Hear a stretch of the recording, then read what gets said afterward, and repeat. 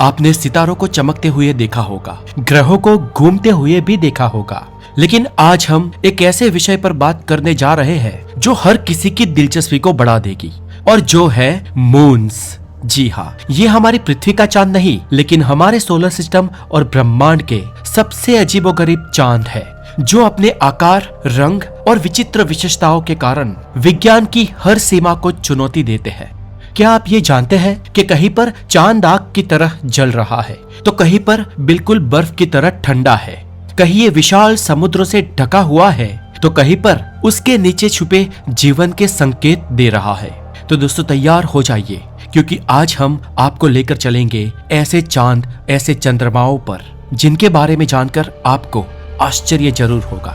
तो मैं हूँ हितेश गिरी गोसाई, आप है हेल्दी और साइंटिफिक ज्ञान से भरे एक चैनल द नॉलेज पर, और यहाँ पर अगर आप नए हैं तो द नॉलेज को सब्सक्राइब जरूर कर दे, बिकॉज नॉलेज इज एवरीथिंग। तो चलिए सबसे पहले शुरुआत करते हैं ट्राइटन से। दोस्तों टाइटन नहीं, ट्राइटन। टाइटन जो है वो सैटर्न का सबसे बड़ा चांद है, और ये जो ट्राइटन है वो नेपच्यून का सबसे बड़ा चांद है। दोस्तों ये हमारे सोलर सिस्टम का बहुत ही अजीब चांद है, और ये हमारे एंटायर सोलर सिस्टम की सबसे ठंडी चीजों में से एक है। आपने लिक्विड नाइट्रोजन का नाम तो सुना ही होगा, जो इतना ठंडा है कि जिसमें अगर किसी का हाथ या किसी की उंगली भी आ जाए तो वो तुरंत जम जाएगी और उस हिस्से को काटना पड़ेगा। जब कहीं पर तापमान -196 डिग्री सेल्सियस हो जाए तब नाइट्रोजन लिक्विड फॉर्म ले लेता है, और ये खतरनाक लिक्विड नाइट्रोजन पूरे ट्राइटन पर फैला हुआ है। और इससे भी चौंकाने वाली बात यह है कि ट्राइटन पर ठंडी इतनी ज्यादा है कि ये लिक्विड नाइट्रोजन भी लिक्विड फॉर्म में नहीं, लेकिन सॉलिड फॉर्म में मौजूद है। दोस्तों आपने ज्वालामुखी तो देखे ही होंगे, देखे क्या, चलो उसकी कल्पना ही कर लेते हैं। ज्वालामुखी क्या है? तो वो गरम गरम धकधकता लावा है। ये लाल पीले लावे को छूने पर ही कोई भी चीज भस्म हो जाए, ऐसे होते हैं ज्वालामुखी। सही है ना दोस्तों? लेकिन फ्रेंड्स यहाँ पर आप मार खा गए, क्योंकि ट्राइटन पर ज्वालामुखी तो बहुत सारे हैं, लेकिन सभी ज्वालामुखी बर्फ के हैं। जी हाँ दोस्तों, हमारे सोलर सिस्टम में आमतौर पर सभी पिंडों में ज्वालामुखी में जनरली लावा निकलता है, लेकिन ट्राइटन के ज्वालामुखियों में से बर्फ, पानी और एमोनिया बाहर निकलता है, जो बाहरी वातावरण के संपर्क में आते ही एकदम जम जाते हैं।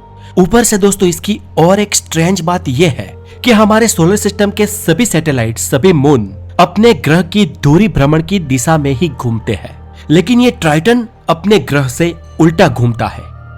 इसके जैसा ही शनि ग्रह का भी एक चांद है जिसे एनसेलेडस कहते हैं, और ये सबसे ज्यादा प्रकाश को परावर्तित करने वाला मून है।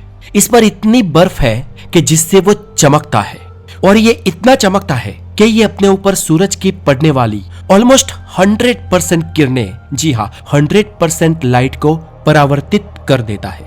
और यहाँ पर भी पानी और आइस के ज्वालामुखी फटते हैं, और यहाँ के ज्वालामुखी के कई पार्टिकल्स इस मून की सरफेस लाइन से बाहर चले जाते हैं, और जिसे सैटर्न की ग्रेविटी पकड़ लेती है, और आइस से निकले वो अवशेष सैटर्न की रिंग्स में सम्मिलित हो जाते हैं, और सैटर्न का ये मून भी उसके वलयों में, उसके रिंग में ही है।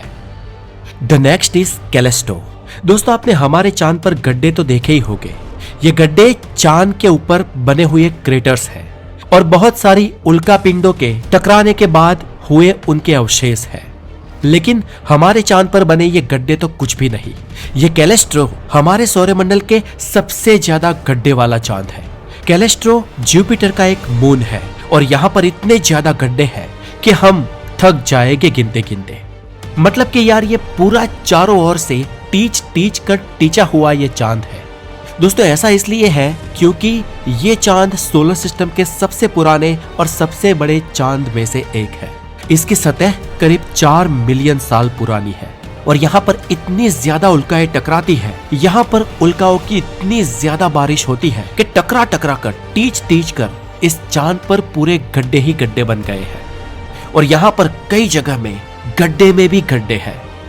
हालांकि यहाँ पर कोई जियोलॉजिकल एक्टिविटी नहीं है, और ये एक नॉन एक्टिव मून है।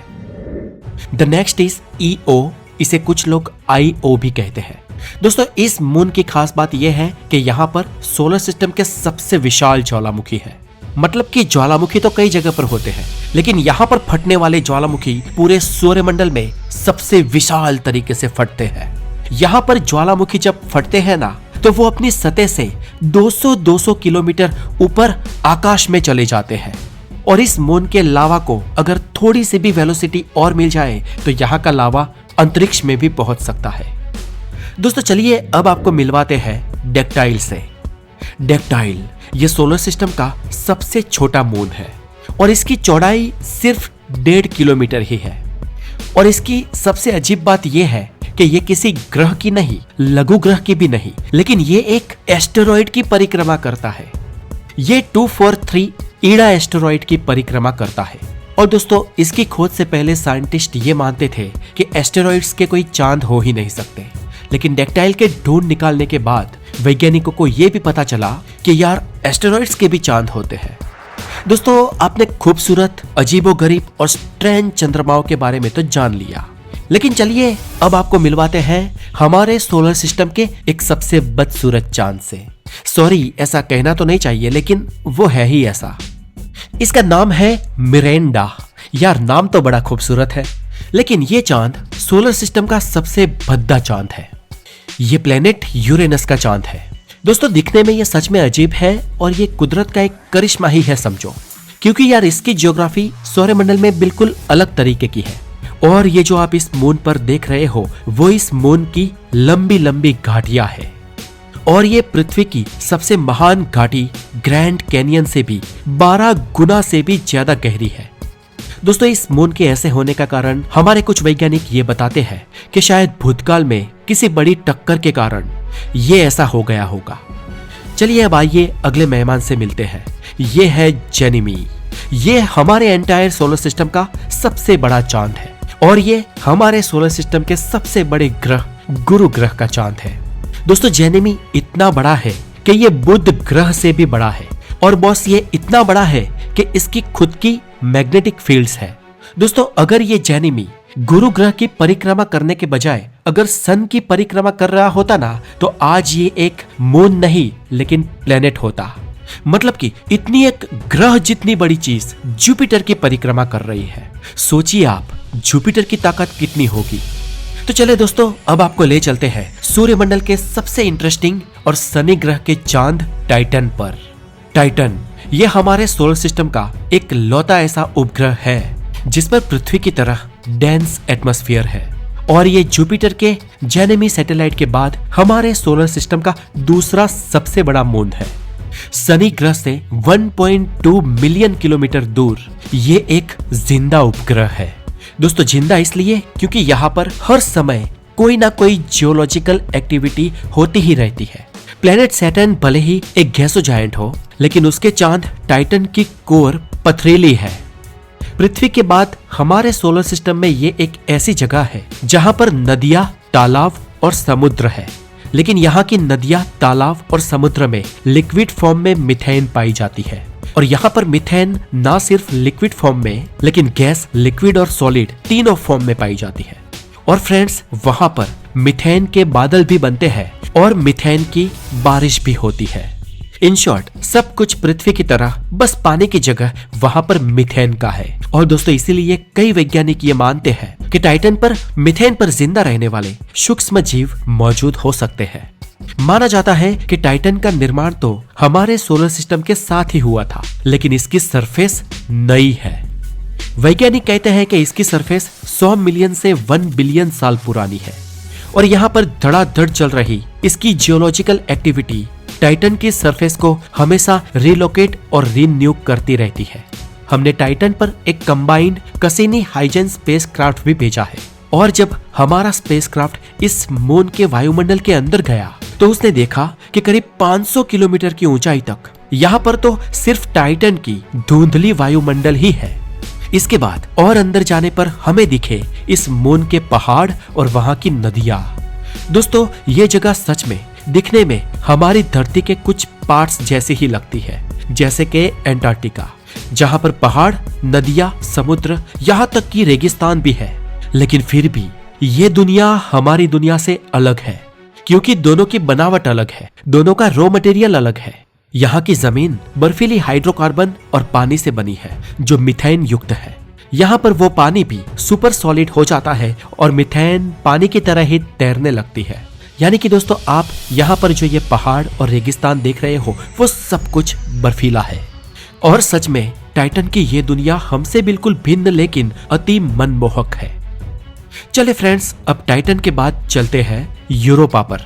ये हमारे सोलर सिस्टम का विशाल समुद्र वाला चांद है और ये जुपिटर का चांद है।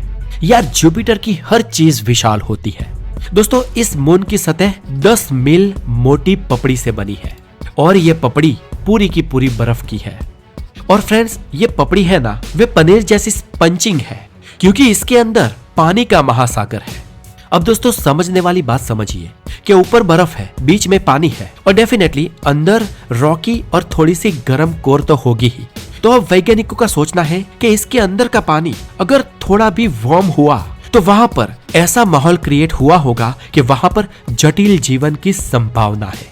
जी हाँ फ्रेंड्स, हमारे सोलर सिस्टम में पृथ्वी को छोड़कर एक उम्मीद है कि कुछ छोटे बड़े जीव यहाँ पर हो सकते हैं और इस कारण यूरोपा पर वैज्ञानिकों की नजर बनी हुई है।